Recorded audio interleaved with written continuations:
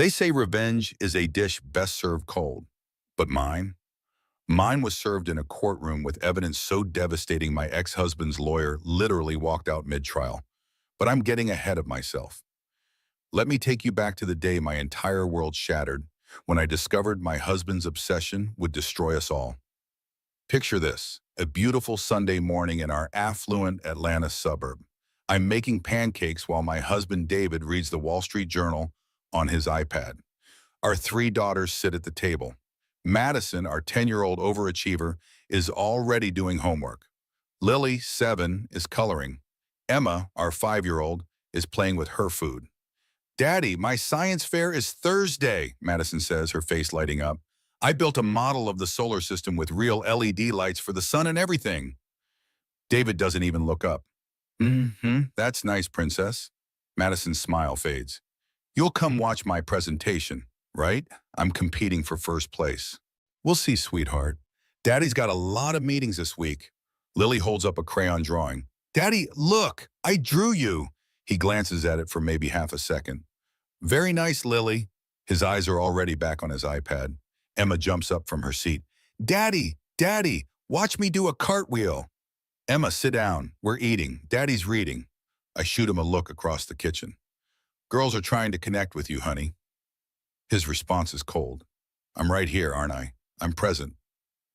Being in the room isn't the same as being present. "Sarah, not now." The girls go quiet, sensing the tension. They always do. Looking back now, I realize I'd been making excuses for him for years. I told myself it was just work stress, that once his big project finished, he'd be the dad they deserved. I was so naive. Later that day, I find him in his home office. "The girls really wanted your attention this morning. Madison worked so hard on that project." Sarah, I can't make every single school event. I'm building a business here." "You made time for golf yesterday, 4 hours." He's defensive immediately. That was business, client development. "And Madison's science fair isn't important?" David closes his laptop and turns to face me. "You want to know what's important? Legacy. Building something that lasts. My father built this business from nothing, and he left it to me with one condition." I sigh. I've heard this speech before. "To have a son." I know, David, you mention it constantly. "Because it matters," his voice rises. 3 years he's been gone. 3 years and I still don't have a son to carry on the Mitchell name. "You have 3 beautiful daughters who carry your name." He laughs, bitter and harsh. "Until they get married and take someone else's. You don't understand what it's like to be the last male in your line. To know everything your grandfather built, everything your father built, dies with you. Our daughters are your legacy." "Daughters who I love, sure, but a son?" His eyes get distant. "A son is different. A son carries the torch, takes over the business, makes his father proud in a way." He trails off, but the implication hangs in the air like poison. "In a way daughters can't?" I finish for him, hurt bleeding through my voice. "I didn't say that. You didn't have to." I leave before he can see me cry. That conversation happened 6 months before everything fell apart. Looking back, all the signs were there. I just didn't want to see them. What I didn't know was that David was having another conversation entirely. Downtown in his high-rise corner office with glass walls overlooking the city, he's having lunch with Amber Novak, his 29-year-old project manager. "Got your favorite from Marcel's," Amber says, closing the door behind her. "Figured you could use comfort food after the meeting with the investors." "You're a lifesaver." They were brutal today. Amber sits across from him, professional but friendly. "You handled it well." "Most men would have cracked under that pressure." "Yeah, well, Mitchell men don't crack. We endure. That's what my father used to say." "You mention your father a lot. You two were close?" David's expression softens. "He was my hero. Everything I am, I owe to him. He died 3 years ago, left me everything. His business, his legacy, his expectations." "Expectations?" David hesitates, then opens up. "His will had a condition, a stupid, old-fashioned condition that's been haunting me. If I don't have a son by the time I turn 40, the inheritance goes to charity. $5 million. You have three beautiful daughters, Amber says carefully. I know, and I love them. But a son is different. The Mitchell name dies with me unless I have a boy. My father's legacy, my grandfather's legacy, 4 generations of work, all gone because I can't. He trails off, vulnerable in a way he never is with me.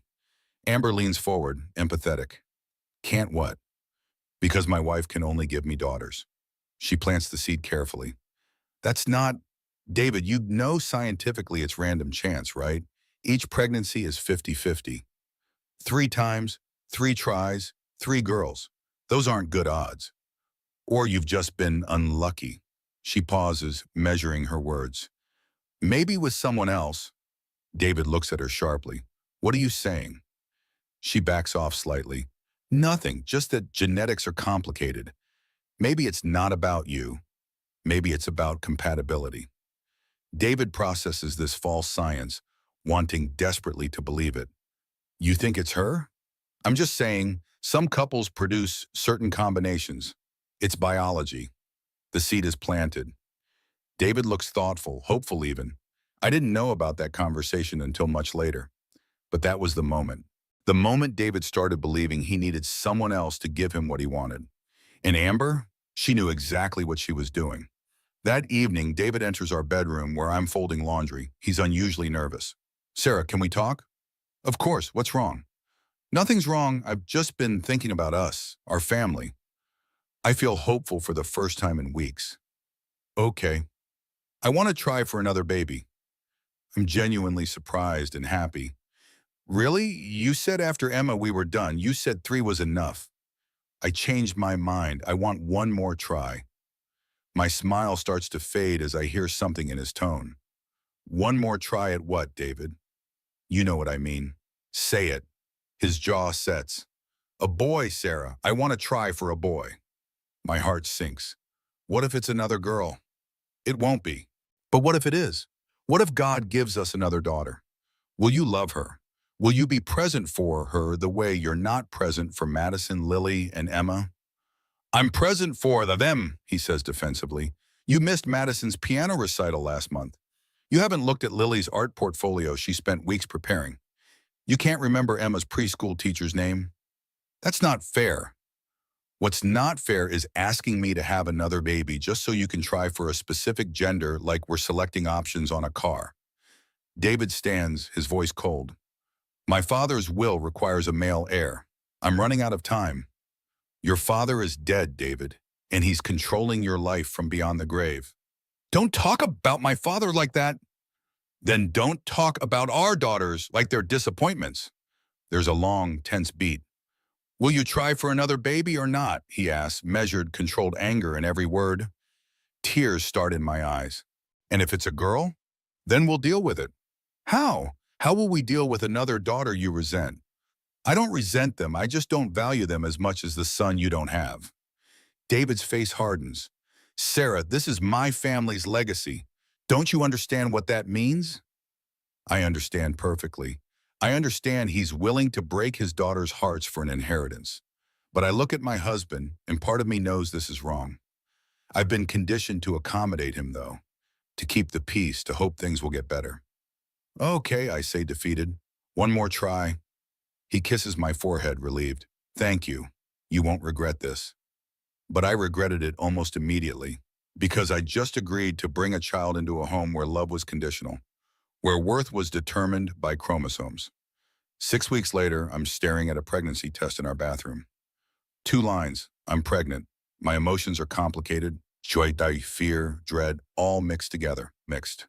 I look at myself into the mirror, questioning everything. That night at dinner, I make the announcement. Everyone, I have some news. We're going to have a baby. I'm pregnant. The girls explode with excitement. Madison cheers. Lily asks if we can name it Rainbow. Emma announces she's going to be a big sister again.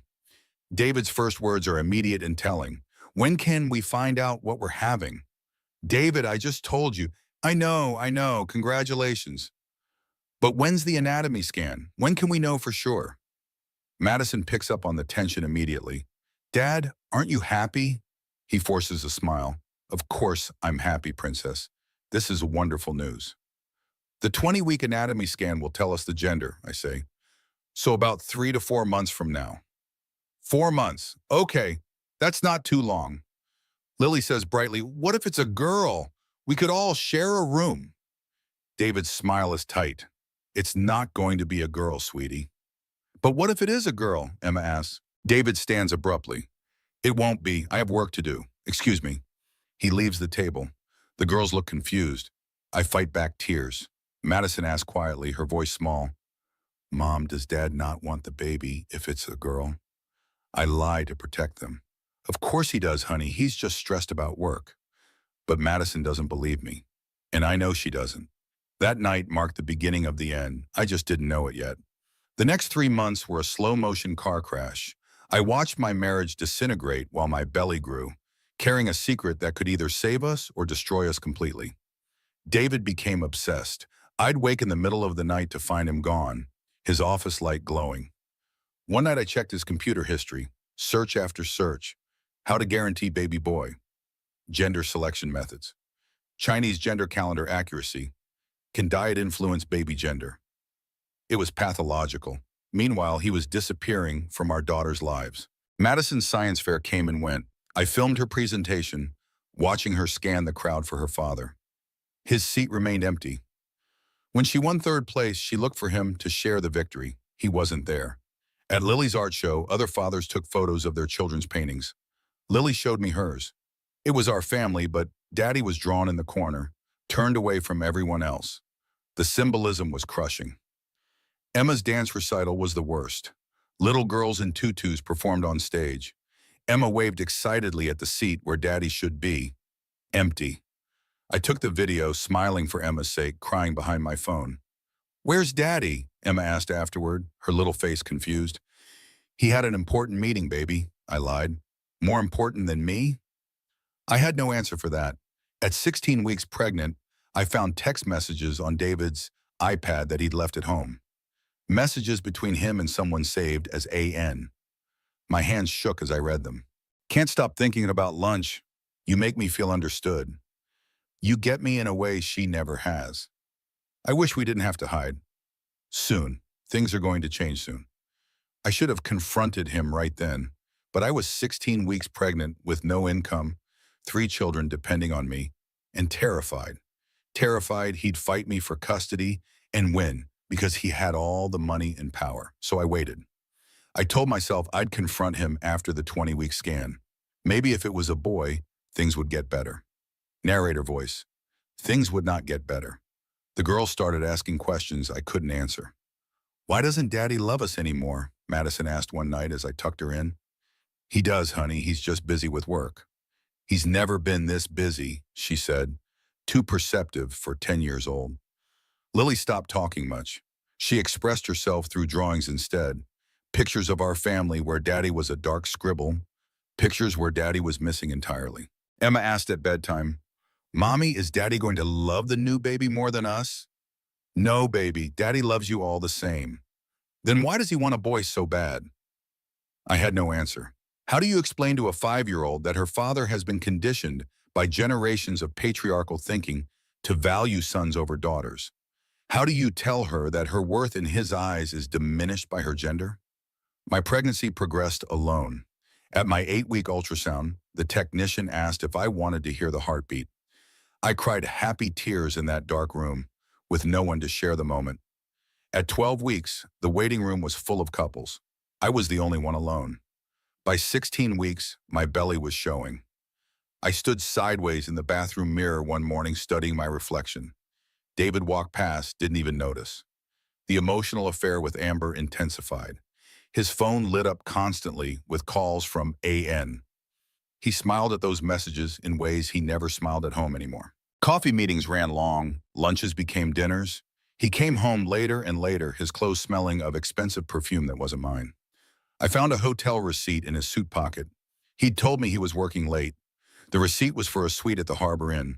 A credit card statement showed an $8,500 purchase at Cartier. I never received any jewelry. I was building a case without realizing it. Photographing evidence, saving receipts, recording dates and times. Some survival instinct was preparing me for war. Then came the 20-week anatomy scan. For once, David showed up. He'd been distant for months, but this appointment mattered to him. We sat in the darkened ultrasound room, and I tried to feel hopeful. Dr. Porter moved the wand over my belly. Everything looks great so far. Strong heartbeat, all measurements right on track. I looked at the screen, emotional. I can see the face. Look at those little lips. David cut right to it. Can you tell the gender yet? Dr. Porter adjusted the angle. Yes, baby's cooperating today. Would you both like to know? David, maybe we should wait, I started to say. His voice was firm. We want to know. Right, Sarah? I felt defeated already. Yes, we want to know. Dr. Porter's voice was professional and neutral. All right. Well, congratulations. You're having a healthy baby boy. Time stopped. I felt tears immediately. A boy, really? We're having a son. David's voice flooded with emotion for the first time in months. I'm having a son. He actually started crying. He grabbed my hand and kissed it, something he hadn't done in years. Thank you. Thank you, Sarah. You did it. His phrasing made me uncomfortable, but I was relieved to see him emotional. We did it together. He stared at the screen, transformed. That's my boy. That's my legacy. Mitchell men are back. Dr. Porter looked slightly uncomfortable with his intensity. Well, he's measuring perfectly. Strong and healthy. Would you like photos? All of them. I want every single image. As we left, David was already on the phone with his mother. Mom, it's a boy. I'm having a son. Yes, finally. Everything's going to be perfect now. I watched him, feeling relief and unease in equal measure. Something felt off, but I couldn't name it. For 48 hours, things were better. David came home early. He played with the girls. He made plans for the nursery. He was present in a way he hadn't been in months. I thought this was the turning point. I thought we'd finally be okay. I was so naive. What I didn't know was that David went to see his mother that night. Alone, he sat with her over brandy in her formal living room with his portraits of Mitchell men going back generations. A grandson, Margaret Mitchell said, overjoyed. Oh, David, I've been praying for this. Your father would be so proud. I know, Mom, it's everything we wanted. The Mitchell legacy continues. And Sarah finally came through after 3 tries. There was an edge to her voice. David was defensive. She did her best. 3 daughters before getting it right. But no matter. You have your son now. That's what matters. David went quiet, contemplative. Yeah, I have my son. Margaret noticed his tone. You should be celebrating. Why do you look troubled? I've been thinking a lot lately about what I want, who I want in my life. Margaret's voice sharpened. She knew her son. David, you're about to have a son. What are you saying? Just that Sarah and I have grown apart. She doesn't understand what this legacy means, what father expected from me. She treats the girls and the boy like they're the same. They are all your children. But they're not the same, Mom. You know that. You and Dad raised me to understand that sons carry the torch. Daughters are lovely, but they marry and take other names. My son will carry the Mitchell name. Build on what grandfather and Dad created. That's different. So what are you planning? David looked at his mother directly. There's someone at work, Amber. She understands these things. She gets what it means to build a legacy. Margaret was alarmed. David, your wife is pregnant with your child. With my son. And once he's born, once I have him, that's all that matters. Sarah's been a good mother to the girls, but I need a partner who understands that my son is different. Special. The heir. You're talking about divorce while she's carrying your baby. Once the baby is born, I'll file. I'll get primary custody of my son. I have the money, the resources. Sarah can keep the girls. They're attached to her anyway. Margaret should have stopped him. She didn't. Split them up. David, that's practical. The girls need their mother, but boys need their fathers. It's biology, Mom. You know I'm right. Margaret said nothing. Her silence was approval. I didn't know about that conversation for months, but that was when David made his decision. Not to fix our marriage, to end it, and to take my son from me. 2 weeks after the ultrasound, everything changed. I was going to bed when I passed David's office. The door was slightly open. I heard him on the phone, his voice low but intense. I know it's complicated, Amber, but I told you once the baby is born, everything changes. I froze in the hallway. No, she doesn't suspect anything. She thinks the baby fixed everything. Yes, I'll tell her after the birth. Once I have my son, I'll file for divorce. Because I need custody established quickly. He's my heir, my legacy. I can't risk her taking him. My hand went instinctively to my belly, protecting. You're different, Amber. You understand what it means to build something bigger than yourself. Sarah just wants a happy little family, but I need more than that. A pause while he listened. I love you too. Just give me time to handle this right. Once I have my son, we can start our life together. I backed away from the door, my hand over my mouth to silence my gasp. I retreated to the bedroom and sat on the bed, my mind racing. That moment changed everything. I realized the baby hadn't saved our marriage. David had already left us. He was just waiting for the right time to make it official. And worse, he was planning to take my baby. His son, his legacy. He didn't see a child. He saw property. The next night I confronted him.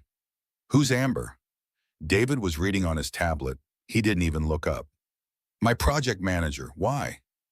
I heard you on the phone last night. You told her you loved her. He finally looked at me. No shame, just cold assessment. You were eavesdropping? You're having an affair in our house while I'm pregnant with your child. Don't turn this around on me. He sighed and set down his tablet. It's not an affair, Sarah. It's a connection. Something you and I lost years ago. My voice shook. I'm carrying your baby. Your son. The son you desperately wanted. And I appreciate that.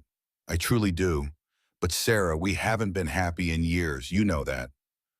So what are you saying? He stood, moving away from me. I want a divorce. The words hung in the air. I couldn't breathe. You're divorcing me while I'm 5 months pregnant with your son? He turned to face me. I'll support the baby financially. Full financial support. Medical care, everything he needs. But Sarah, I want primary custody. I stood, incredulous. What? You'll have the girls. You're wonderful with them. But boys need their fathers. He needs to grow up in the Mitchell family, learning the business, understanding legacy. You want to split up our children? Take the baby away from his sisters? It makes sense when you think about it rationally. The girls are already your whole world. You've always been closer to them. But my son needs your son? He's our son. And no, David, absolutely not. We are not splitting up this family. His voice hardened. Then I'll fight you in court. And Sarah, think carefully about this. You're a stay-at-home mom with no income for 8 years, no career to return to, no savings in your name. I have $3 million in assets, the best lawyers in Atlanta, and unlimited resources to drag you through court until you're bankrupt. I backed up.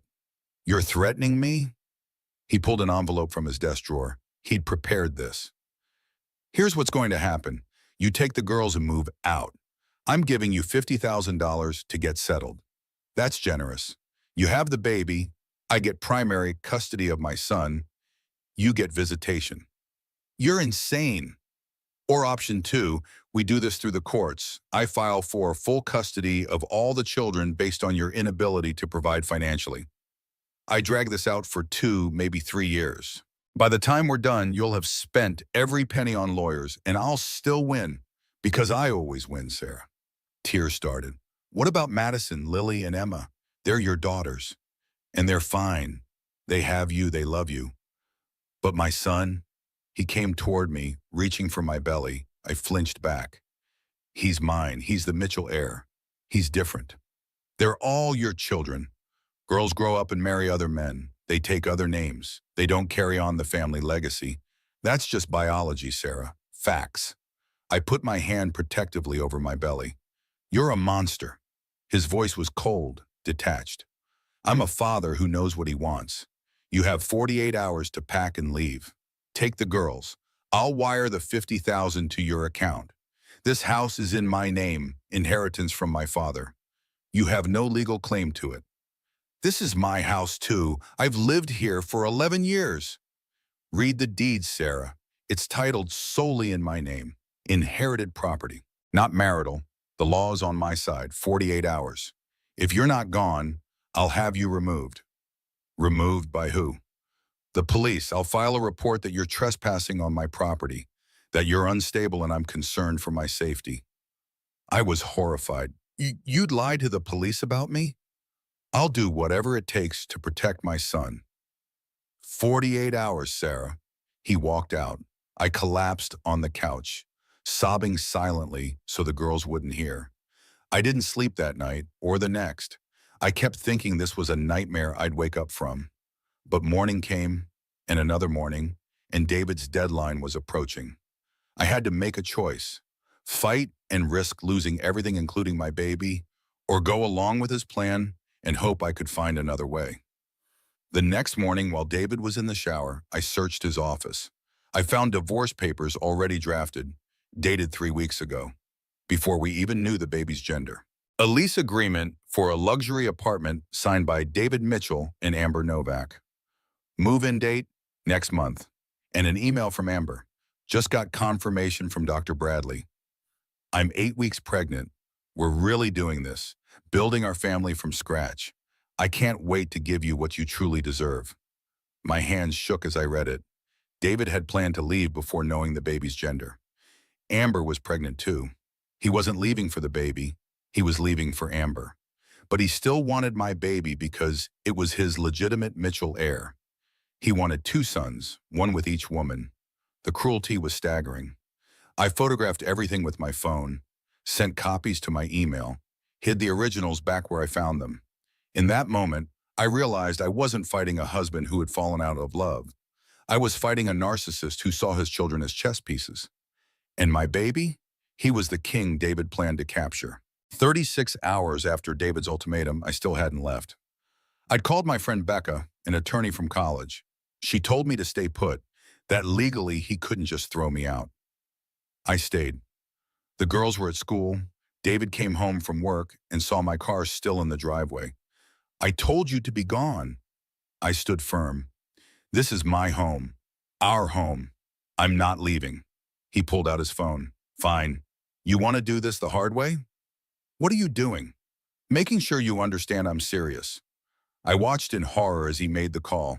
Yes, officer, I need police assistance at my home, 2847 Rosewood Estate Drive. My wife is refusing to leave my property after I've asked her repeatedly. Yes, I'm concerned about escalation. She's been emotionally unstable. Thank you. We'll wait. You called the police on me? You refused to leave peacefully. You're making this harder than it needs to be. I'm 5 months pregnant and you called the police to remove me from my home? My home, and yes. 20 minutes later, 2 officers arrived. Officer Martinez, a woman in her 40s, looked sympathetic but bound by law. Officer Brooks was older, by the book. Ma'am, your husband says you're refusing to leave the property? I'm his wife. I've lived here for 11 years. I'm 5 months pregnant with his child. David was calm, rational, showing them documents. Officers, here's the property deed. It's solely in my name, inherited from my father before our marriage. She's not on the deed. We're separating and I've asked her to leave. She's refusing. Officer Brooks addressed me. Ma'am, if your name's not on the deed and he's the sole property owner, legally this is a civil matter. You'll need to work it out through divorce court. But my children live here. My daughters will be home from school in 40 minutes. David spoke calmly. The girls can stay here with me tonight. Tomorrow, once Sarah's settled somewhere, she can collect them. I turned to the officers desperately. He's planning to take my baby when he's born. He's trying to separate me from all my children. Officer Martinez was sympathetic. Ma'am, that's a custody issue for family court. Right now, we need to resolve the immediate issue. You need to leave the property. Please, I have nowhere to go. My mother lives in a 1-bedroom apartment. I'm pregnant. My daughter's... Officer Brooks cut me off. Ma'am, we can give you 30 minutes to pack essentials. After that, we'll have to escort you out. I looked at David. This was really happening. He was really doing this.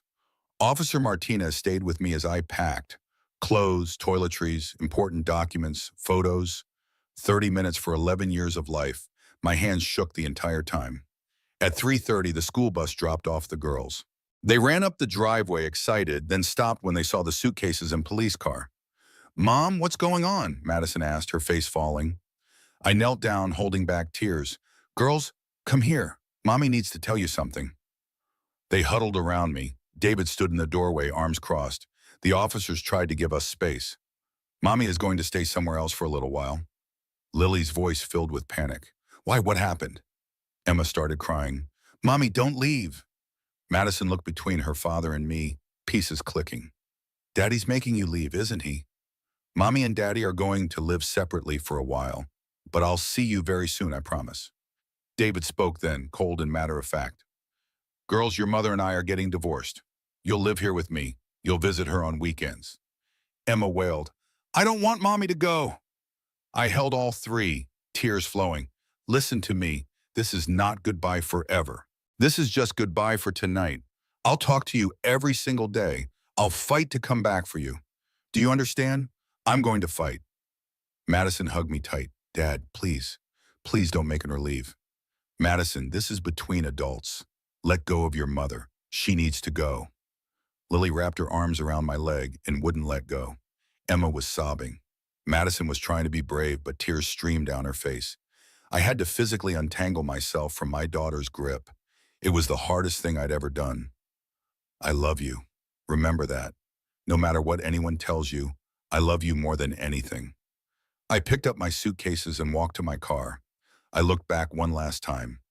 Madison was holding Lily and Emma, all three crying. David's hand was on Madison's shoulder, possessive. The door to my home closed. I drove to my mother's apartment, barely able to see through my tears. My mother, Patty, opened the door and saw my face. "Oh, sweetheart, come here." I collapsed into her arms. Her apartment was small. One bedroom, tiny living room, smaller kitchen. This would be my home now. "You can stay as long as you need," Mom said. "We'll figure this out." "Mom, he's going to take my baby. He wants custody when the baby's born. Over my dead body. We'll get you a lawyer. We'll fight him." "With what money? I have nothing. He controls everything." "You have me. You have your girls who need you. And you have that baby who's going to be born into a family that loves him, not a father who sees him as property." My phone rang. Madison, calling from David's phone. "Madison, baby, are you okay?" She was whispering. "Mom, Dad took our phones. I snuck his phone to call you. He said you didn't want to live with us anymore, that you chose to leave." Fury and heartbreak mixed. "That is not true. Daddy made me leave. I wanted to stay." David's voice in the background. "Madison, who are you talking to?" "I love you, Mom. We all—" The call ended. He'd taken the phone back. I stared at my phone. Mom watched my heart break. That night, I didn't sleep. I stared at the ceiling of my childhood bedroom, 5 months pregnant, separated from my daughters, knowing I was in the fight of my life. And I was unarmed. The next 6 weeks were systematic destruction. Within a week, David filed for emergency custody. His lawyer claimed I'd abandoned the family home and the children. I checked my debit card, declined. All joint accounts frozen. David had withdrawn $87,000 and moved it to accounts in only his name. My credit cards were canceled. I had $347 in my personal checking account. That was everything.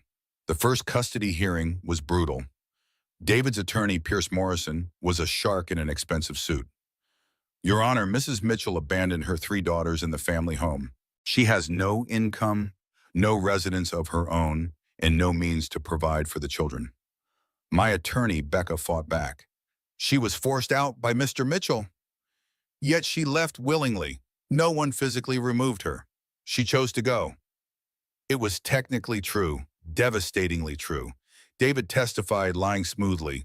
I asked Sarah if we could separate amicably for the children's sake. She agreed. She said she needed space. I offered her $50,000 to get settled, and she left. When I testified, I was emotional, desperate. He gave me 48 hours to leave, or he'd call the police. I had no choice. Morrison presented the police report.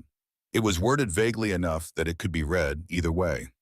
The judge, an older traditional man, ruled, given that Mrs. Mitchell voluntarily left the family home and currently has no stable residence or income, I'm granting temporary custody to Mr. Mitchell. Ms. Mitchell will have supervised visitation twice weekly, 2 hours per visit. Your Honor, please, I started. This is temporary pending full custody hearing in 8 weeks. Court adjourned. I walked out in shock. This couldn't be happening. The supervised visits were torture. David's mother, Margaret, was the supervisor. She was hostile and cold. The girls were confused and withdrawn. Daddy said you didn't want to live with us anymore, Madison told me at the first visit. That's not true, baby. Margaret cut in. Girls, don't upset your mother. She's very emotional right now. Lily wouldn't even look at me. She drew in the corner silently. Emma clung to me, crying, Please take me home with you. I can't, baby. Not yet. But soon, I promise. After 2 hours, time's up. The girls cried as I left. The second visit was worse. Madison had become withdrawn. Lily showed me a drawing of our family with me crossed out. Because you're not there anymore, she said quietly. Emma had regressed, sucking her thumb, something she hadn't done in years. I was being erased from my daughter's lives. Meanwhile, I was applying for jobs at 5.5 months pregnant. We'll call you. They didn't. This is a very physical position. When are you due? So you'd need maternity leave soon. Your work history gap is concerning. 8 years, 47 applications sent, 3 responses, 0 job offers. My pregnancy progressed alone. At the 24-week checkup, I sat in a waiting room full of couples. I was the only one alone. Dr. Porter asked how I was doing. Fine, I lied. Sarah, I can see you're under stress. That's not good for baby. I started crying right there in the exam room. She held my hand. I'm documenting all of this. The stress, the situation, it might help in court. I tried setting up a nursery in Mom's apartment, a used crib from Facebook Marketplace, baby clothes from Goodwill, a tiny corner of the living room, so different from the beautiful nurseries I'd had for my daughters. Then, in week 7, a glimmer of hope. Becca called. Sarah, I have potentially good news. David's company is being audited. Financial irregularities. What does that mean? It means if he's been embezzling or committing fraud, it damages his stable provider argument.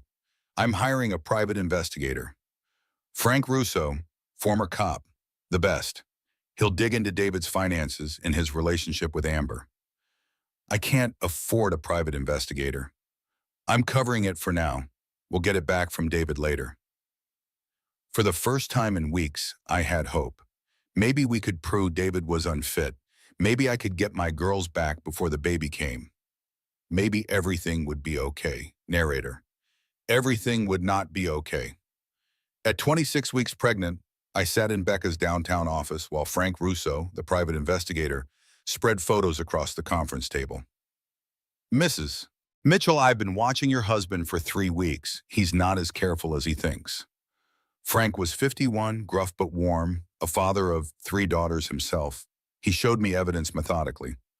Marcel's restaurant, Tuesday night, $400 meal charged to his business account as client dinner. No client present, just him and Amber Novak. More photos. 4 different hotels in 3 weeks, always weekday afternoons. Business account again, labeled as meeting rooms. These aren't meeting rooms. These are suites. A receipt. Cartier, $8,500. Diamond bracelet. Purchased 2 weeks after he kicked you out. See who's wearing it here? He showed me a photo of Amber with the bracelet. The audit found $127,000 in questionable expenses over 18 months, most connected to Amber Novak. Becca leaned forward. That's embezzlement. That's fraud. Gets better, Frank said. I talked to some people at Mitchell Development. Off the record, they say David's business partner is furious, might file criminal charges. If David gets charged with fraud, do I get custody? I asked. Absolutely. A parent facing felony charges can't claim to be the stable provider. Frank pulled out another folder. About Amber Novak's pregnancy. My heart skipped. What about it? She's not pregnant. I stared at him. What? She told David she was 12 weeks along, right? I've been tracking her. No OB appointments, no pregnancy cravings, no morning sickness. She's not showing. And look at these gym records. High-intensity spin classes. No pregnant woman does that. So she lied to him? About being pregnant? Or about how far along she is? Or about losing the baby? Some kind of lie. Women who con men use fake pregnancies all the time. I felt a strange mix of vindication and pity. Becca outlined our strategy. We present all this at the full custody hearing. David's company is under audit. He's embezzling funds. His stable life is built on fraud. His new girlfriend is lying about being pregnant. Meanwhile, you've been working hard to rebuild. How's the job search? Not great, but I have an interview next week. Bookkeeping position. Remote work. Perfect. Sarah, we're going to win this. I really think we are. Frank nodded. Mrs. Mitchell, I've worked a lot of cases. Usually there's ambiguity. Not here. Your husband is dirty. We can prove it. That night, I allowed myself to hope. I talked to my 27-week belly. We might be okay, little guy. Mommy might get your sisters back. We might be a real family again. The baby kicked strongly. I smiled. Mom brought me tea. You look different, lighter. I feel like maybe this nightmare is ending. Frank found so much evidence. David's been embezzling. Amber's probably not even pregnant. The judge will have to see he's unfit. My phone rang, the remote bookkeeping job. Mrs. Mitchell? This is Janet from Consolidated Bookkeeping. We'd like to offer you the position. $42,000 a year, fully remote. When can you start? Tears of joy. Really? Oh my God. Thank you. I can start immediately. I hung up crying. I got it, Mom. I got the job. I have income now. The judge will see I can provide. Mom hugged me. That night, I went to sleep hopeful. I had evidence. I had a job. I had a plan. The custody hearing was in 3 weeks. 3 weeks and I'd get my daughters back. Or so I thought. 5 days before the custody hearing, my phone rang. Unknown number. Mrs. Mitchell, this is Detective Karen Williams with Atlanta PD. We need you to come to the station. My blood ran cold. The police station? Why? What's this about? We've received some concerning reports. It would be better to discuss in person. Can you come down this afternoon? Am I being charged with something? Just come in, please. 2 p.m. I called Becca immediately. She raced to meet me there. At the police station, Detective Williams showed me evidence that made my world tilt. Text messages from my number to David. Threatening messages. You'll regret taking my children from me. I'll make you suffer the way I'm suffering. You and that whore will pay for what you've done. Dozens of texts escalating over 2 weeks. Voicemails from my number. A woman's voice that sounded like me, but wasn't. I know where you live, David. I know where she lives. You can't hide from me forever. Photos submitted by David. My car parked outside his house at 2 a.m. Me in a hoodie watching from across the street. My car following Amber's car. I didn't do any of this. I was panicking. I don't even have a car right now. My car broke down 2 weeks ago and I can't afford to fix it. Can you prove that? Detective Williams asked. Yes, I have the mechanic's estimate. $1,800 in repairs. It's been sitting in his lot. Becca arrived. Stop talking, Sarah. I'm Rebecca Walsh, Mrs. Mitchell's attorney. This interview is over unless you're charging my client. We're not charging her yet, but Mr. Mitchell filed for a restraining order. There's a hearing this afternoon. This afternoon, Jill? That's less than 4 hours' notice. Emergency order. Judge granted it given the alleged threats. The restraining order hearing was a nightmare. David's lawyer presented the fabricated evidence. Text messages, voicemails, photos, timeline of escalating harassment. David testified, acting terrified. After I was granted temporary custody, she started texting, calling at all hours, showing up at the house, following Amber. I'm scared for my daughters. What if she becomes violent? Becca cross-examined. Mr. Mitchell, you claim these texts came from my client's phone number. Have you verified that? They came from her number. Are you aware that phone numbers can be spoofed?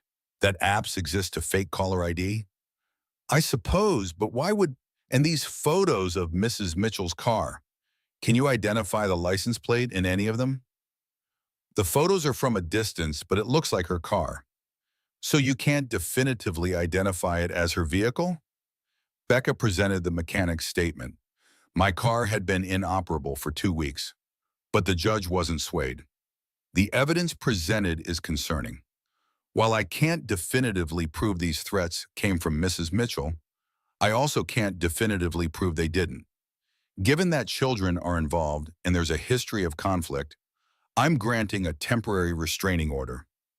Mrs. Mitchell must stay 500 feet from Mr. Mitchell, his residence, and Miss Novak. I stood up. But my daughters live with him. How am I supposed to see my daughters? Your visitation is suspended pending psychiatric evaluation. Psychiatric evaluation? I'm not crazy. You're 7 months pregnant, going through a contentious divorce, and there are allegations of threatening behavior. The court requires a psychiatric evaluation to ensure you're fit to be around the children. Once that's complete and you're cleared, supervised visitation can resume. Until then, no contact with Mr. Mitchell or the children except through your attorney. The gavel came down. I couldn't breathe. Outside the courthouse, I had a full panic attack. Paramedics came. My blood pressure was 180 over 110. Hypertensive crisis. They rushed me to the hospital. Dr. Porter was grave. Sarah, your blood pressure is critically high. We're giving you medications to bring it down, but if they don't work, we may need to deliver the baby early. Early? I'm only 28 weeks. Almost 29, but yes, it's early.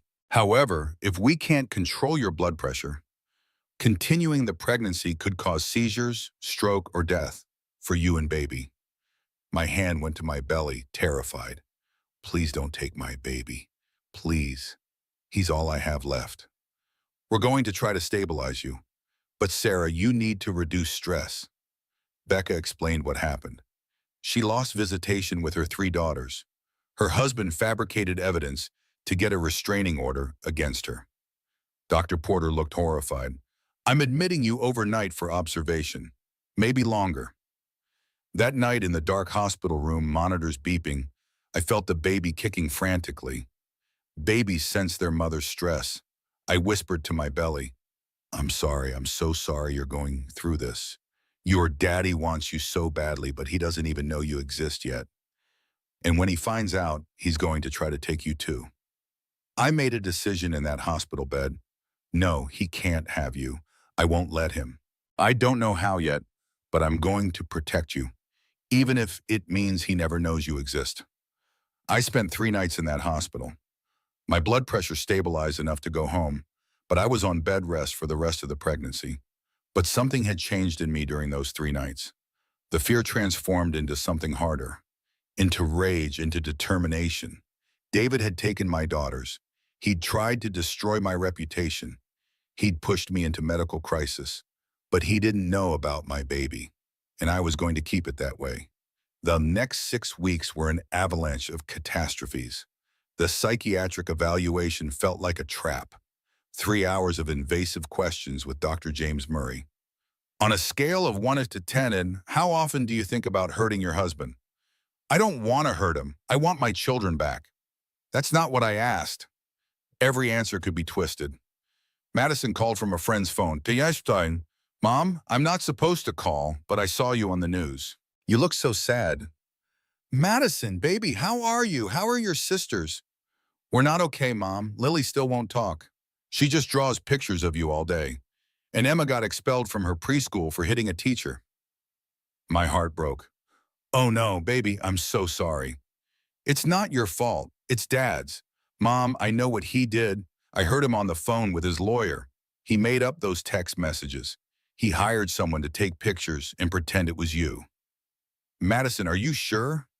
I heard him. He said, make sure there's no way to trace it back to me.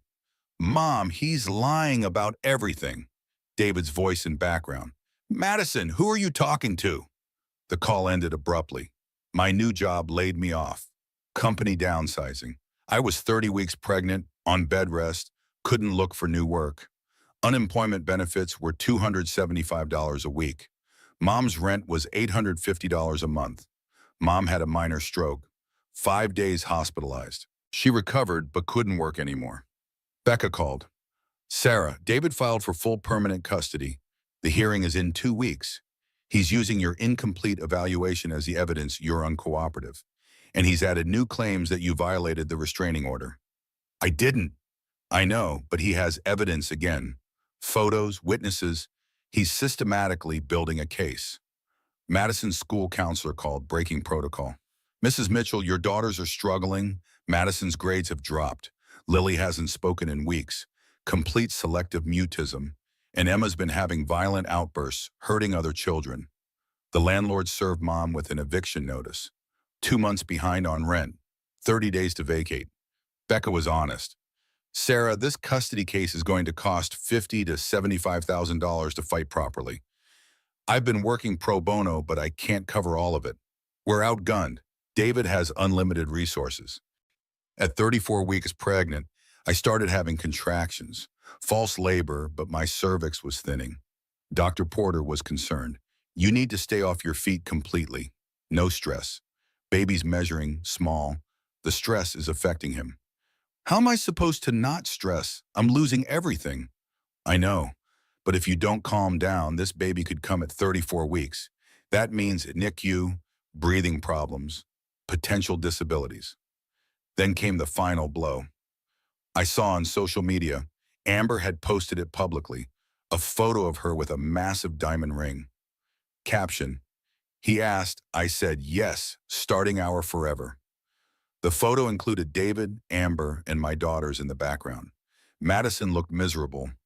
Lily was turned away from the camera. Emma was crying, but they were there at Daddy's engagement party to the woman he cheated with. I stared at the photo. Everything hit at once. Lost my home, lost my daughters, lost visitation rights, lost my income. About to lose Mom's apartment. My daughters at their father's engagement party. Mom recovering from a stroke. Baby could come prematurely, facing legal battles I couldn't afford. This was absolute rock bottom. That night, I sat in the dark, staring at that engagement photo. I wasn't crying anymore. I was past crying. I was numb. I opened my phone's voice memo app and started recording. It's November 2nd, 11:17 p.m. I'm 35 weeks pregnant.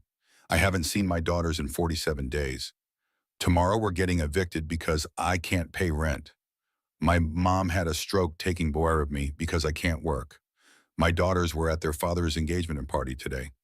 To the woman he cheated on me with. My voice cracked. David is going to get full custody of all 4 children. I know it. He has money, lawyers, a stable home. I have nothing. I'm homeless, broke, and everyone thinks I'm crazy. I put my hand on my belly. I'm supposed to give birth in 5 weeks, and when I do, David is going to take this baby. He's going to take my son the same way he took my daughters. And there's nothing I can do to stop him. I started crying. I don't know how to survive this. I don't know how to lose 4 children and keep breathing. Then after a long silence, my voice changed, got harder. But he doesn't know. He doesn't know about this baby yet. He thinks I'm still pregnant. And when I give birth, what if I don't tell him? What if this baby just disappears from his radar? I stopped myself. No, that's kidnapping. That's illegal. He'd find me and I'd lose everything forever. Another pause. But I can't let him have this baby. I can't watch him value my son while he destroys my daughters. I can't. I stopped recording, sat in the dark. That recording stayed on my phone. I didn't know it then, but it would become evidence later. Not against me, for me. Proof of what David had driven me to. The next morning, I went to a free legal clinic, desperate for help. A woman sat next to me in the waiting room, tired, worn, in her 40s. First time here? I nodded. They probably can't help me anyway. Let me guess. Custody battle. Ex has all the money and power? How did you know? Because I was you 5 years ago. Husband took my kids, made me look crazy, got a restraining order so I couldn't see them. Hope flickered. Did you get them back? Long pause. No, I'm still fighting. My youngest just turned 10, doesn't even remember me anymore. the hope died. Want some advice? Give up, walk away. Don't let him destroy you completely. You're pregnant. Save that baby. But the others? Sometimes you can't win against someone with the unlimited money and no conscience. That's your advice? Give up on my children? I'm saying no when you're beaten. He's going to take them anyway. Save yourself. She left. I sat there processing this devastating advice.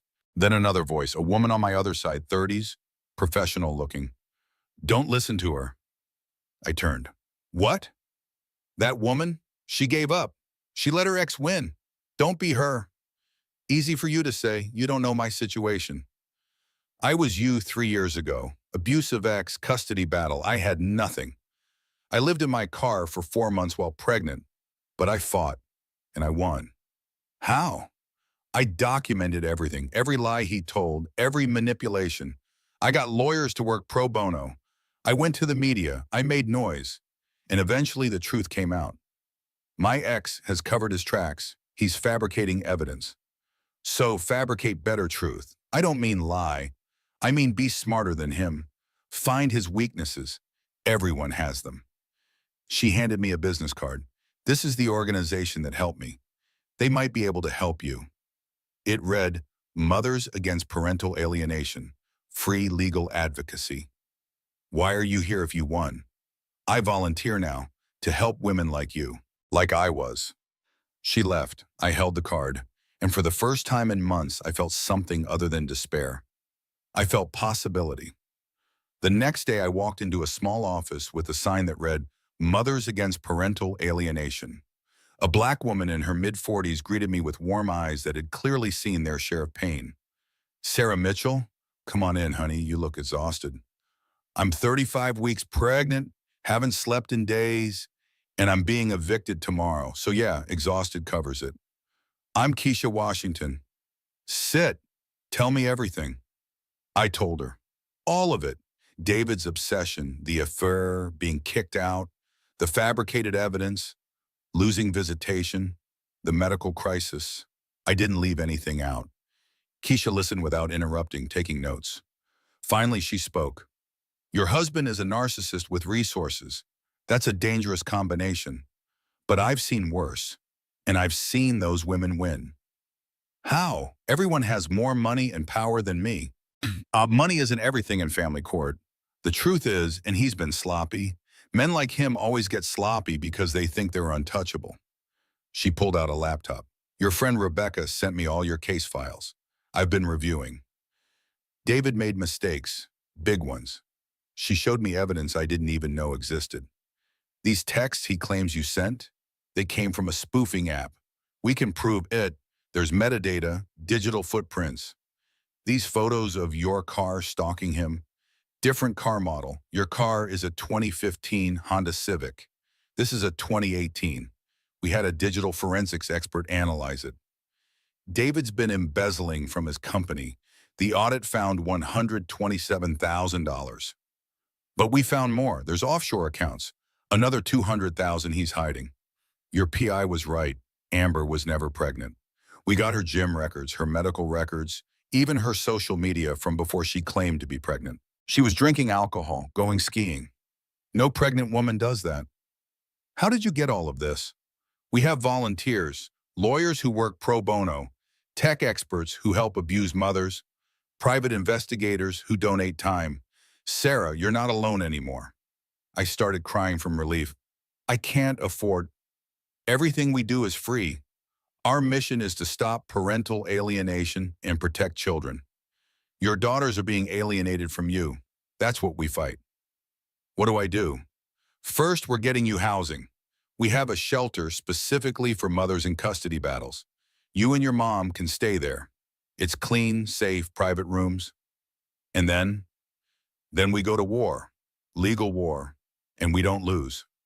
The transitional housing was nothing like a homeless shelter. Clean apartments, 2 bedrooms, kitchen, living room. Mom and I moved in that day. That first night, I met other women in the communal kitchen. Jennifer, 32, her ex tried to claim she was unfit because of postpartum depression. Rosa, 40, her ex falsely accused her of child abuse. Michelle, 28, Her ex was a police officer who used his connections against her. How far along are you? Jennifer asked. 35 weeks, having a boy. Does your ex know? No, and I'm not telling him. Smart. Mine tried to claim custody before my son was even born. Had papers filed when I was in labor. How did you stop him? Keisha and the team here, they got his records showing domestic violence history. Judge gave me full custody. You won? All three women nodded. Yes. They showed me photos with their kids. Custody documents, final judgments in their favor. It took 2 years, but I got my babies back, Jennifer said. It's possible, Sarah, when you have the right team. That night, I felt something I hadn't felt in months. Hope and community. I wasn't alone. The next day, we had a strategy session. Becca was there, along with Keisha, Frank the PI, and a new face. Marcus Williams, 55, a civil rights attorney, legendary in family court. Mrs. Mitchell, I've reviewed your case. Your ex-husband has committed multiple felonies. But more importantly to us, he's engaging in textbook parental alienation. He showed a presentation. Parental alienation tactics David had used, telling children their mother chose to leave, restricting contact, making mother the villain, forcing children to participate in events that hurt mother, like the engagement party, lying about mother's whereabouts, interfering with mother-child bond. The problem is judges often don't understand parental alienation until it's too late, so we have to make it crystal clear. How? Becca asked. We bring in expert witnesses, child psychologists who will testify about the harm David's causing. We show the judge the girl's deterioration, Madison's grades, Lily's mutism, Emma's violence. Frank spoke up. I can get school records, medical records, therapy notes. Good. We also need to destroy his credibility, show he's a liar. The fake harassment evidence is our smoking gun. Keisha looked at me. And we need Sarah to tell her story, all of it, raw and honest. To who? The media, local news. This is the kind of story that gets attention. Pregnant wife kicked out, husband wants to take her baby. I don't know if I can. Becca squeezed my hand. Sarah, public pressure matters. When people see what David's doing, it puts pressure on the judge, on his lawyers, on him. Marcus adds seriously, when are you due? 4 weeks. The custody hearing is in 12 days. Odds are you'll still be pregnant. That's good. The judge will see you, visibly pregnant, talking about how he's trying to take all your children. It's powerful. Keisha added, but if you go into labor before the hearing, we need a plan. Do not tell David when you give birth. I wasn't planning to. Good, because the moment he knows that baby is born, he'll file emergency custody motions. We need to control the timing. 4 days later, at 37 weeks, I woke at 3 a.m. to contractions. Strong, regular.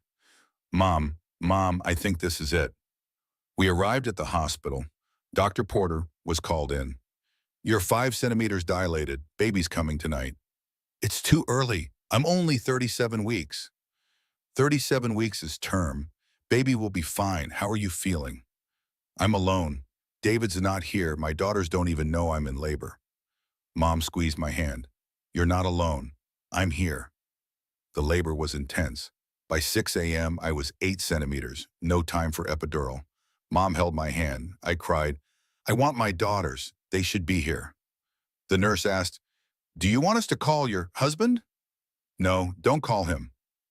At 8:43 a.m., after one final push, my baby was born.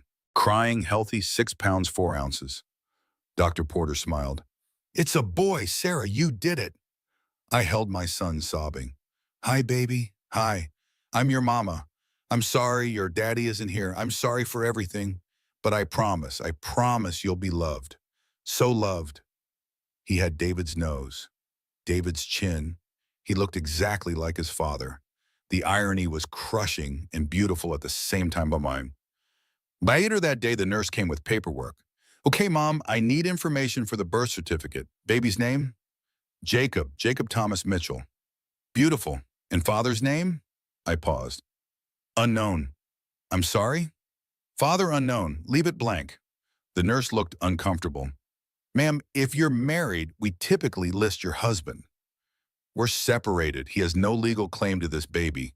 Father unknown. If he's the biological father, he could petition. Let him try. Right now, this baby is mine. Only mine. Mom watched as the nurse left. You know he'll find out eventually. Not if we're careful. The custody hearing is in 10 days. If we can get through that without him knowing about Jacob. What's your plan, Sarah? I don't know yet, but he's not taking this baby. I'll die before I let that happen. 2 days later, Keisha picked us up from the hospital in an unmarked car. How are you feeling? Sore, exhausted, terrified. We've arranged for you to stay at a different shelter. Off the books. David can't know where you are. What about the custody hearing? You'll be there. Babies can't come into courtrooms, so we've arranged childcare at the shelter. David will never see him. The next week was a blur, caring for newborn Jacob while recovering from birth. Sleep-deprived, physically healing, but mentally sharp. Focused, ready to fight. Marcus drilled me on testimony. Frank presented his final findings. Digital forensics on the fake text. Financial forensics on David's offshore accounts. Medical records proving Amber was never pregnant. Security footage from David's office building showing him and Amber together. Emails between David and his lawyer discussing fabricating the evidence. Dr. Stevens, the child psychologist, reviewed Madison, Lily, and Emma's therapy notes. These children show classic signs of parental alienation. Forced to choose between parents, coached to reject mother, psychological manipulation. We gathered school records. Madison's grades had dropped from straight A's to D's and F's. Lily's records noted, student has stopped speaking, selective mutism diagnosed. Emma's records detailed multiple violent incidents. 3 days before the hearing, I did a local news interview. I told my story on camera, showed photos of my daughters, talked about being kicked out while pregnant. The story ran and went viral locally. Pregnant mother fights for custody after husband's betrayal. Hundreds of comments supporting me. Women sharing their own stories. David's business partners saw the story. His reputation took hits. The night before the hearing, my phone rang. Unknown number. Mom? Madison's voice, whispering it. Madison, baby, how did you get this number? I'm at my friend Taylor's house. I told Dad I'm doing homework. Mom, I saw you on the news. You looked so sad. I miss you so much. How are you? How are your sisters? We're not okay, Mom. Lily still won't talk. She just draws pictures of you all day. And Emma got expelled from her preschool for hitting a teacher. Oh no, baby, I'm so sorry. It's not your fault. It's Dad's. Mom, I know what he did. I heard him on the phone with his lawyer. He made up those text messages. He hired someone to take the pictures and pretend it was you. Madison, are you sure? I heard him. He said, make sure there's no way to trace it back to me. Mom, he's lying about everything. Would you be willing to tell the judge that? I don't know. He'll be so mad. He already gets mad when we talk about you. He says you abandoned us. Baby, I didn't abandon you. I would never. I know, Mom. I'm 10. Not stupid. I know Dad kicked you out. I was there. Mom, when can we come home? I want to come home. Tomorrow there's a hearing, and I'm fighting for you, all of you. All of us. But there's only me, Lily, and Emma. I paused. She didn't know about Jacob. I know, sweetheart. I just meant all 3 of you. I have to go. Taylor's mom is coming. I love you, Mom. I love you too. So much. Be brave tomorrow, okay? Okay. The call ended. I sat there holding baby Jacob. Tomorrow was the day. Tomorrow I'd fight for all my children. And I wouldn't lose. The courthouse was packed. News cameras lined the steps outside. I walked in with Marcus Williams and Becca flanking me. I was 9 days postpartum, still carrying baby weight, wearing a simple dress that concealed the fact I'd just given birth. David arrived with his lawyer, Morrison, looking confident. Expensive suit, fresh haircut, the image of stability. He saw me and smirked. He thought he'd won. He had no idea what was coming. Judge Carol Henderson presided, 56 years old, mother of 4, 18 years on the bench. She had kind eyes but a stern demeanor. This is the final custody hearing for Mitchell versus Mitchell. I've reviewed all filings. Mr. Morrison, you may present your case. Morrison stood. Thank you, Your Honor. This is straightforward. Mr. David Mitchell is a successful businessman, stable provider, living in the family home with 3 minor children who are thriving in his care. Mrs. Sarah Mitchell abandoned the family, has no stable income or housing, and engaged in threatening, harassing behavior that resulted in a restraining order. Mr. Mitchell seeks full legal and physical custody of all 3 daughters. Marcus stood. Your Honor, may I respond? You'll have your turn, Mr. Williams. Mr. Morrison, call your first witness. David took the stand. Morrison asked him to describe the marriage breakdown. David lied smoothly, painting me as unstable, paranoid, obsessed. He claimed I'd become unhinged, that he'd asked me to leave peacefully for everyone's mental health. Tell the court about the harassment. Threatening texts at all hours, voicemails saying she'd ruin me. She stalked my home, followed my car. I was terrified. I have 3 daughters to protect. I had no choice but to get a restraining order. And how are your daughters doing in your care? They're adjusting. It's been hard, but children are resilient. They have stability, structure, a loving home. I'm engaged to a wonderful woman who cares for them deeply. Then it was Marcus's turn. Mr. Mitchell, you testified you loved your wife. When did that love end? Gradually over the past year. Not suddenly, not when you met Amber Novak? I don't see what... Marcus pulled out an exhibit. This is your company credit card statement. Over 18 months, you spent $47,000 on dinners, hotels, and gifts with Amber Novak, your employee. This started 18 months ago, not 1 year. You were having an affair long before your wife became unstable, weren't you? Those were business expenses. Business expenses. Your Honor, I have security footage from the Harbor Inn. It shows Mr. Mitchell and Ms. Novak in a hotel room engaging in decidedly non-business activities. Morrison objected, but the judge overruled. The character and honesty of the parent is relevant. Marcus continued systematically. Mr. Mitchell, you claim you asked your wife to leave peacefully. Is it true you gave her 48 hours to vacate or you'd call the police? I asked her to leave for everyone's safety. 48 hours, yes or no? Yes. And when she didn't leave, you called the police to have her forcibly removed while she was 5 months pregnant? She was being difficult.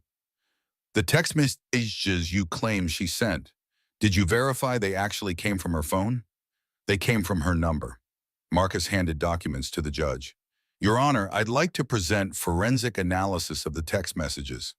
The metadata shows they originated from a spoofing application, not from Mrs. Mitchell's actual device. The gallery murmured. Mr. Mitchell, did you fabricate those text messages? No, I don't know anything about spoofing. Really? Because we have a recording. Morrison objected, but the judge allowed it. The audio played in the silent courtroom. David's voice, clear as day. Make sure the texts look real. Use her number. Make them threatening enough to get a restraining order, but not so crazy they don't believe it. A lawyer's voice. David, this is borderline illegal. David again. I don't care. I need her away from the kids. Once I have full custody, it doesn't matter. The silence was deafening. David's face went pale. That's out of context. What context makes it acceptable to fabricate evidence, Mr. Mitchell? No answer. Marcus pressed on. You claim your daughters are thriving. Are you aware Madison's grades have dropped from A's to D's? That's temporary adjustment. Are you aware Lily has developed selective mutism? She hasn't spoken in 8 weeks. She's shamai. Emma was expelled from preschool for violent behavior. Are these signs of children thriving? Kids act out during divorce. Or kids act out when they're being alienated from their mother. Mr. Mitchell, isn't it true you told your daughters their mother abandoned them? She did abandon. She left because you forced her out. But you told the girls she chose to leave. You've prevented them from calling her. You've told them she's sick, unstable, dangerous. Textbook parental alienation. Marcus's voice grew harder. And you did it all while having an affair embezzling from your company, and planning to take your wife's newborn baby. What newborn? David caught himself.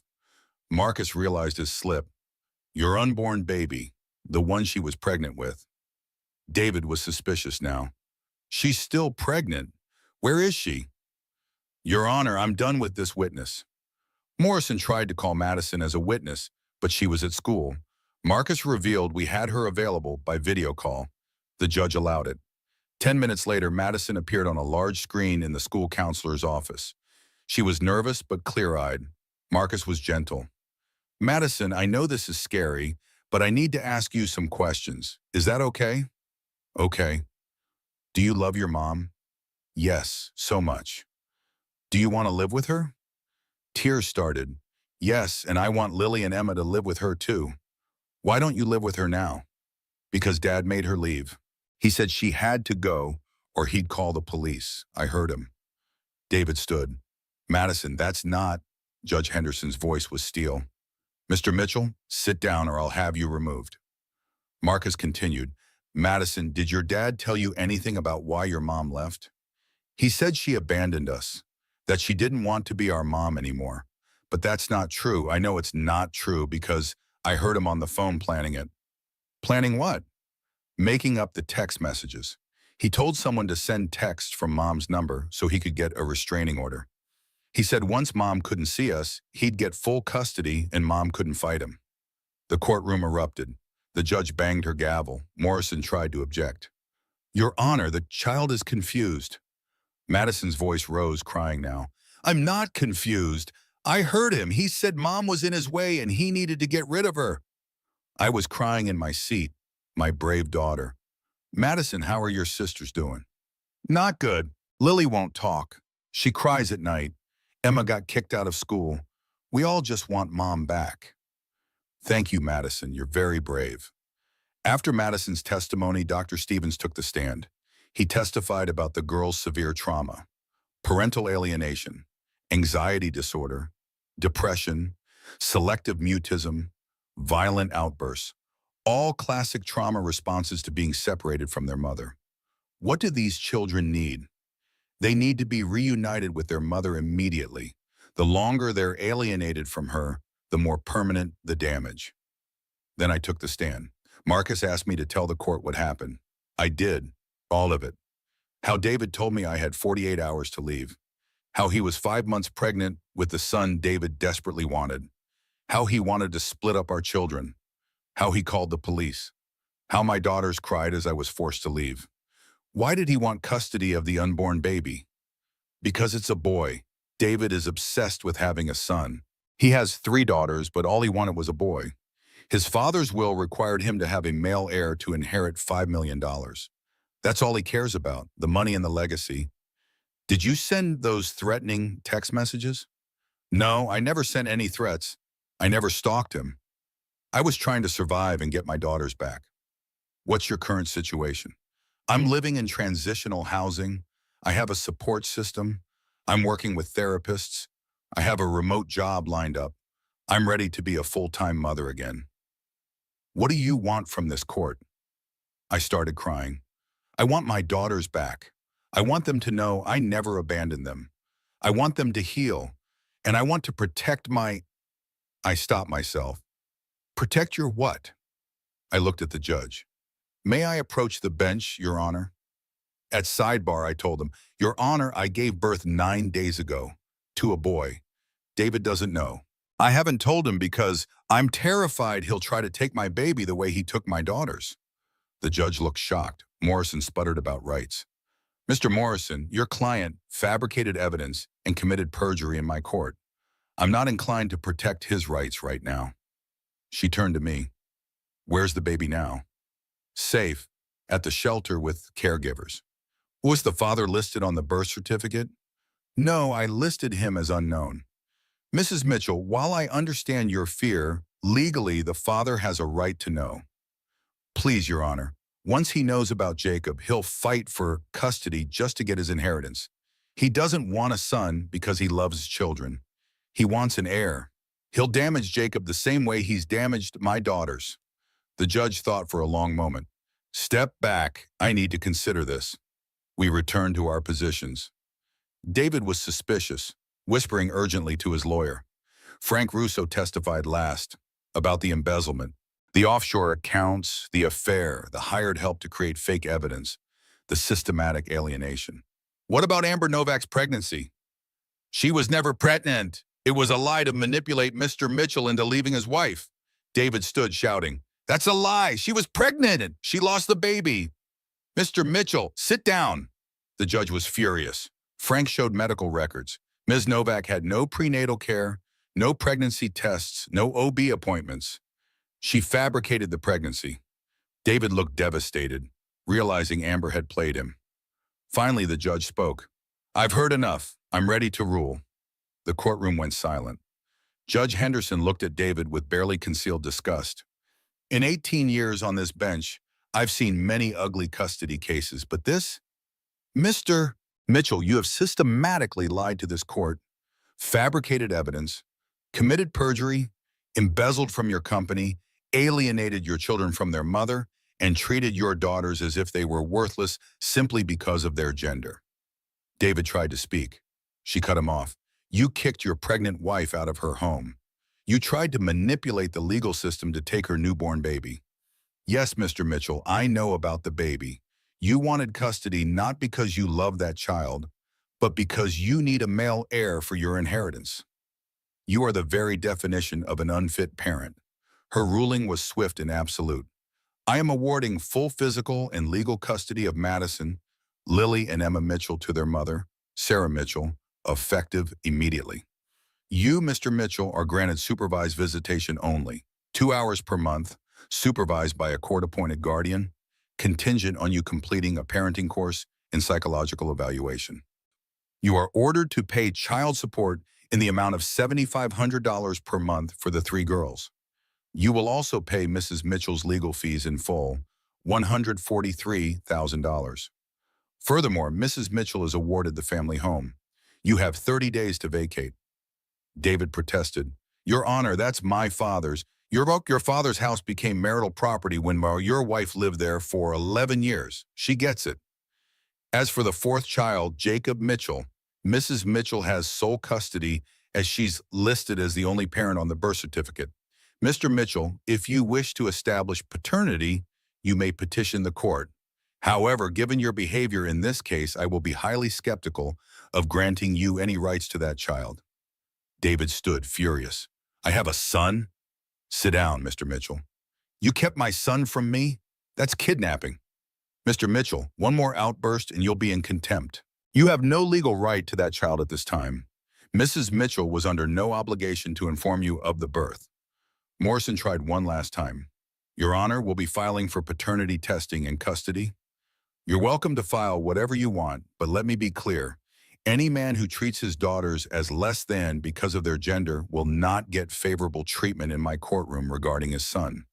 If Mr. Mitchell wants a relationship with that baby, he'll have to prove he's not going to damage him the way he's damaged his daughters." The gavel came down. "The girls will be released to their mother today. Mr. Mitchell, you have 1 hour to pack their belongings. This court is adjourned." I couldn't breathe. I'd won. After everything, I'd actually won. Outside the courthouse, media swarmed. I walked down the steps with my legal team when David pushed through the crowd, desperate. Sarah, wait." I stopped. Becca and Marcus flanked me protectively. David approached, devastated. "You had him. You had my son. This whole time you were pregnant with my son, and you didn't tell me?" My voice was calm, cold. "That's right. When? When did you have him?" 9 days ago, while I was living in a shelter because you kicked me out. I want to see him. I want to meet my son." "No. He's my son, my heir, the Mitchell legacy. He's not your heir. He's not your legacy. He's a human being, a baby boy who will grow up loved and valued, not as property." "Sarah, please. I'll take a DNA test. I'll prove he's mine." "Go ahead, prove it. You're still not getting him. The court will give me rights." "Maybe, maybe not. You heard the judge. She's not inclined to give you access to a son when you've spent 10 years destroying your daughters. David was desperate now, broken. I didn't mean I love the girls. You just wanted a boy more. You just valued a son over your daughters. You just destroyed your family chasing an inheritance. I can change. I can be better. You should have been better 10 years ago. For Madison, for Lily, for Emma. They needed a father who loved them unconditionally. Instead, they got you. David's voice broke. When did you find out? That it was a boy? The 20-week ultrasound. The same day you were so happy, remember? You cried. You said, I'm having a son. You were so focused on winning you didn't realize you already had. So for 5 months, you knew I had the son I wanted and you didn't tell me? Because you were going to take him from me. You said you wanted primary custody. You wanted to split up our children, boys with you, girls with me. You were going to destroy our family even worse than you already had. I was wrong. I see that now. Sarah, please let me meet him. Let me hold my son. You had 3 chances to be a good father. 3 daughters who worshipped you. Madison learned to ride a bike for you. Lily's first word was Dada. Emma's favorite game was when you threw her in the air. They loved you so much, and you threw them away like they were defective products. David was crying now. I know I messed up. Jacob will never know that feeling. He'll never wonder if Daddy loves him less because he's not the right gender. He'll never cry himself to sleep asking what he did wrong, because you'll never get the chance to hurt him. That's my son. My son. I have a right. You gave up that right when you kicked me out while pregnant, when you fabricated evidence against me, when you tried to steal my daughters. You made your choices, David. Now live with them. I started to walk away. David called after me. I'll fight you. I'll get a lawyer. I'll prove he's mine, and I'll get custody. I turned back one last time. Go ahead and try. You'll spend your father's inheritance on lawyers. You'll drag this through court for years, and you'll lose. Because every judge will see what Judge Henderson saw. You're a man who only values children if they fit your blueprint. And Jacob, he deserves better than that. I left him standing there, cameras flashing, everything he wanted just out of reach. His phone rang. I heard his business partner's voice. David, we need to talk. The audit revealed, we're filing criminal charges. I'm sorry, but you're being arrested for embezzlement. David's world was completely destroyed. That afternoon, I went to collect my daughters. David's mother, Margaret, met me at the house, cold and silent. She led me to the girls' rooms. Madison saw me first. Mom? She ran into my arms, started crying, couldn't stop. You came back. You came back for us. I promised, didn't I? I always keep my promises. Lily appeared in the doorway. She didn't speak, but she ran to me and buried her face in my shoulder. Emma toddled over. Mommy, Daddy said you didn't want us anymore, but I knew he was lying. I never stopped wanting you. Not for 1 second. As we loaded the car, Madison turned to David, who'd appeared in the driveway. You told me Mom was the bad guy. You made me lie to the judge. You made me say she was mean to us. Madison, I'm sorry. I don't forgive you. Maybe someday, but not now. She got in the car. David stood there, alone in the driveway of his empty house. We drove away. My girls, my family, together again. That evening, I introduced them to their baby brother. Girls, there's someone I want you to meet. This is Jacob, your brother. Madison's eyes went wide. A baby? A real baby? When did you have him? Lily asked, speaking for the first time in weeks. While we were apart, I kept him secret to protect him. Emma gently touched Jacob's hand. He's so tiny. Will Daddy want us back now that he knows it's a boy? Madison asked, always perceptive. No, baby. Daddy chose to walk away from all of you. But that's okay, because we have each other. All 5 of us. Madison looked at her baby brother, then at me. He's lucky. He'll never know what it's like to not be good enough for Daddy. I pulled her close. None of you were ever not good enough. Your father was the one who wasn't good enough. For any of you.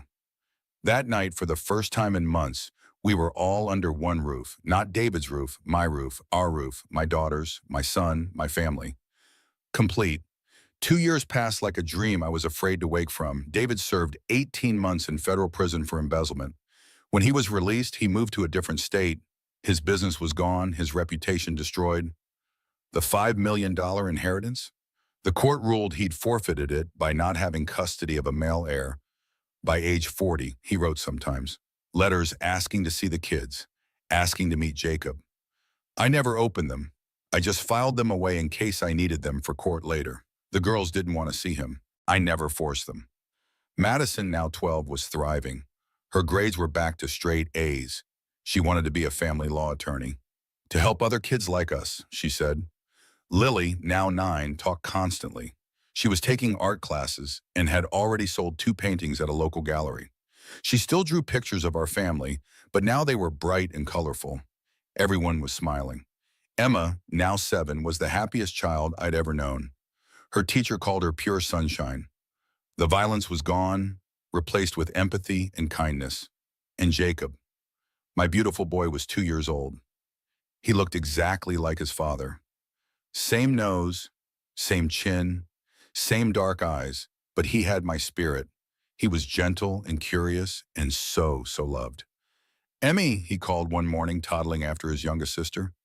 Jacob, come see what I built. He ran to her, giggling. We'd moved back into the house. I'd had it completely redecorated, every trace of David erased, replaced with warmth and light. The master bedroom became a library. The room where I'd discovered his affair became Lily's art studio. New memories to overwrite the old. I'd started working as a paralegal at Mothers Against Parental Alienation. Keisha was my mentor. We helped dozens of women fight back against men like David.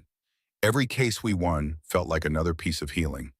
One Saturday morning, the girls were helping me make breakfast when Madison asked, Mom, do you ever regret marrying Dad? It was a heavy question for a 12-year-old to ask. I thought carefully. I regret how things ended.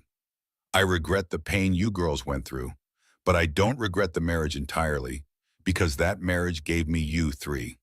And honestly, going through all of that made me stronger, made us stronger. Do you think Jacob will want to meet Dad someday? Lily asked. Maybe. When he's older, I'll tell him the truth, all of it, and I'll let him decide. Emma looked up from the pancakes. What will you tell him? That his father made mistakes, that he valued the wrong things, but that Jacob is surrounded by people who love him for exactly who he is.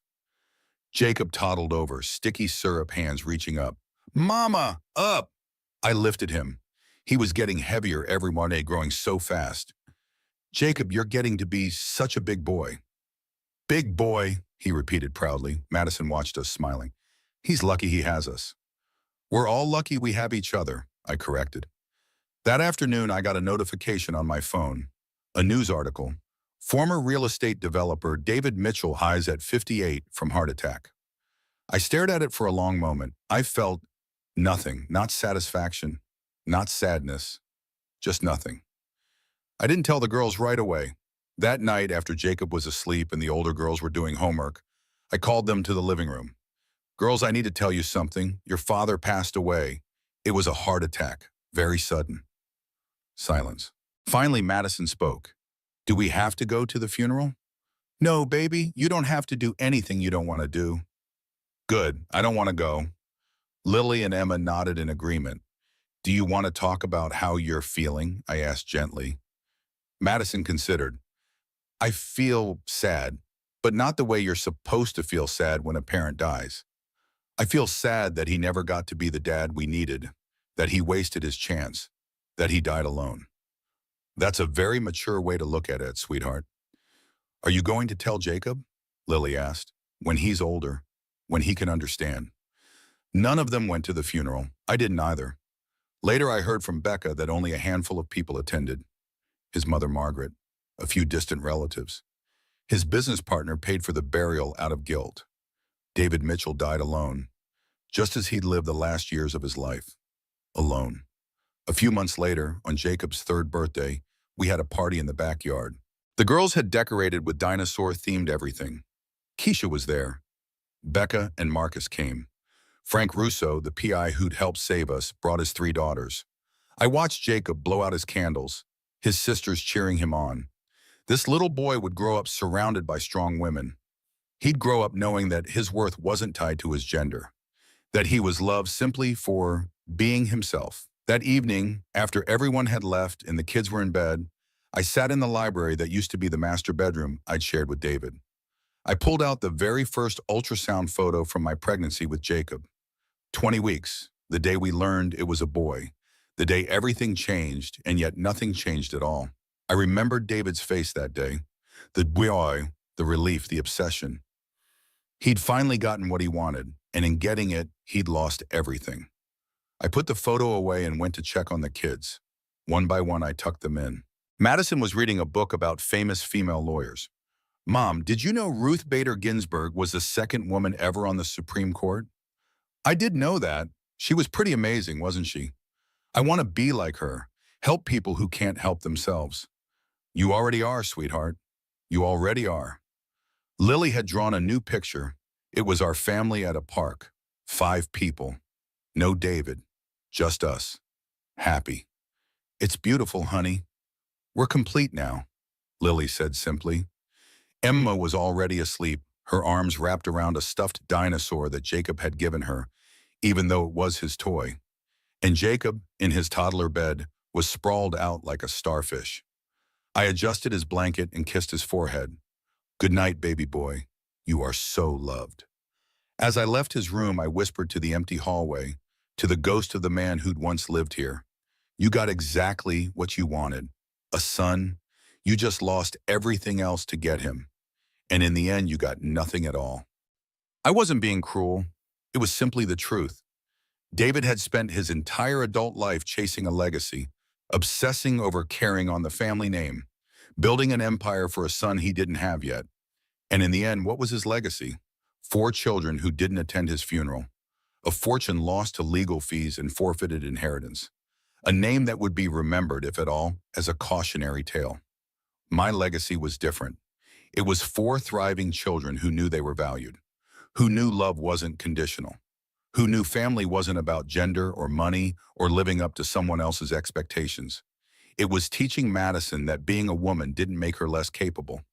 It was watching Lily find her voice again. It was seeing Emma's innocence restored. It was raising Jacob to be a man who valued people for who they were, not what they were. That was legacy. Not money, not names, not inheritance, love, presence, value. I thought about the woman I'd been 2 years ago, pregnant, terrified, being forced from her home. I thought about the woman who'd given birth alone in a shelter, who'd hidden her son from his father out of fear. I'd been so broken. But broken things can be mended, and sometimes they come back stronger. I wasn't the same woman anymore. I was harder in some ways, softer in others. I was a mother who'd fought through hell for her children.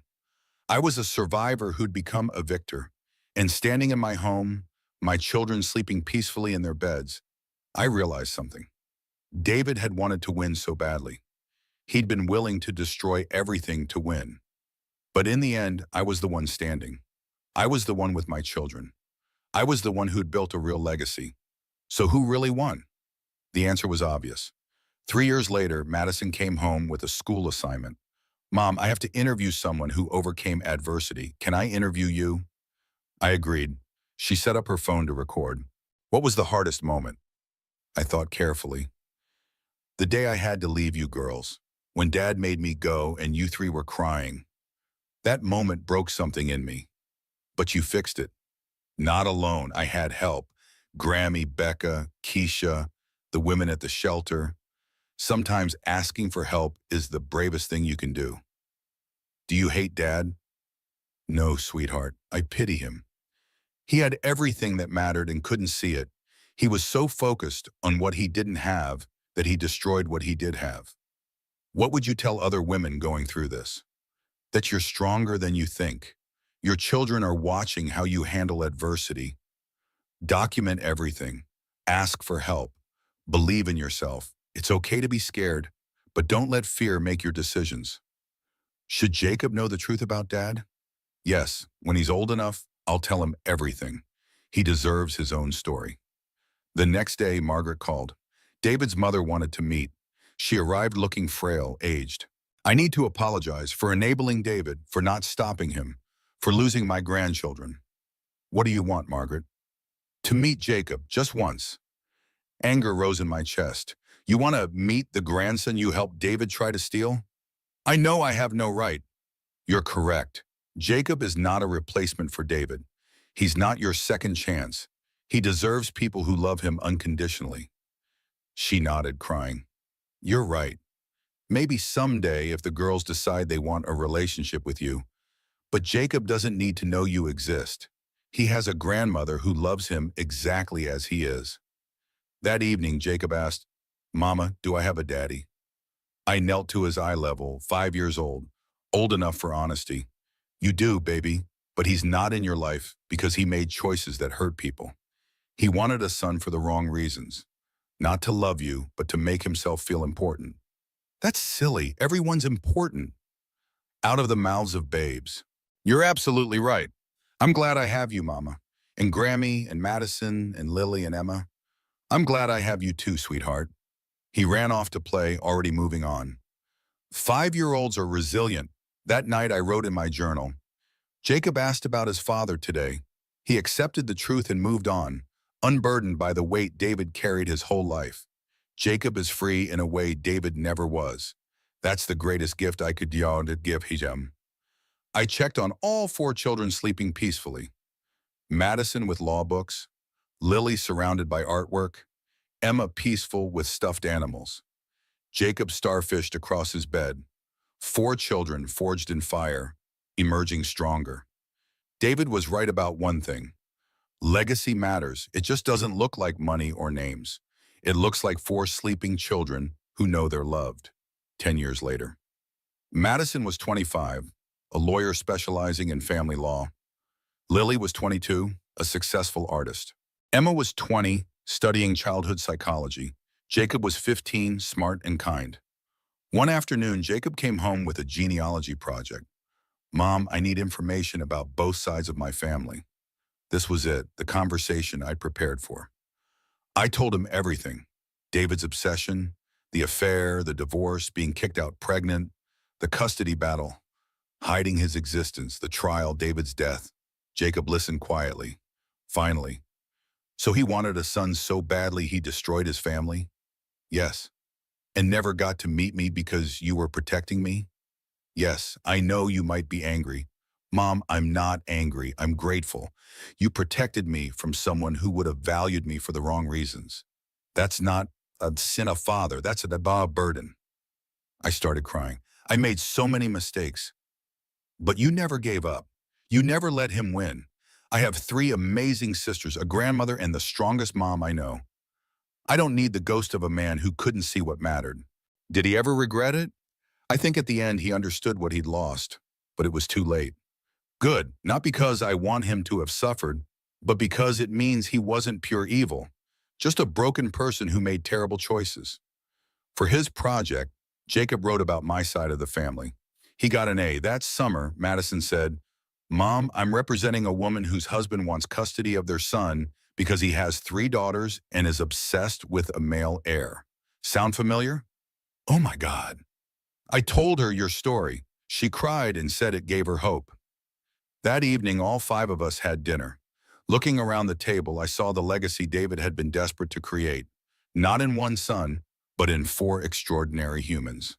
Madison saving other mothers, Lily creating healing art, Emma helping traumatized children, Jacob growing up whole and valued. That was legacy. That night, I stood in the backyard looking at stars, thinking about David. Not with anger, just understanding. His story ended badly, as obsession stories do. But ours? Still being written. And beautiful. I thought about the terrified pregnant woman forced from her home years ago. I wanted to tell her, you'll make it. You'll hit rock bottom, but get back up. You'll find strength you didn't know you had.